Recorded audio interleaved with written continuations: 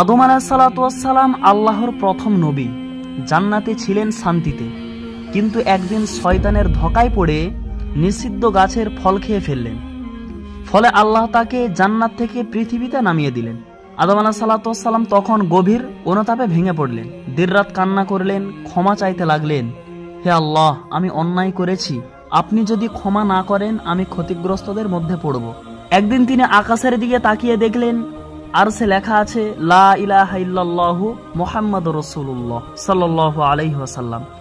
তিনি অবাক হয়ে বললেন, হে আমার প্রতিপালক, এই মুহাম্মদ কে? আল্লাহ তাআলা বললেন, তিনি তোমারই বংশধর এবং আমার সবচেয়ে প্রিয় বান্দা। তখন আদম আলাইহিসসালাম কেঁদে বললেন, হে আল্লাহ, আমি তার নামের খাতিরে আপনার কাছে ক্ষমা চাইছি। আল্লাহ তাআলা তখন বললেন, হে আদম, যদি মুহাম্মদ না থাকতেন আমি তোমাকেও সৃষ্টি করতাম না।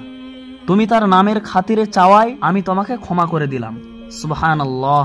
দেখো নবী মুহাম্মদ সাল্লাল্লাহু আলাইহি সাল্লাম কত প্রিয় আল্লাহর কাছে, যার নামের বরকতে আদম আলাইহিসসালাম মাপ পেলেন।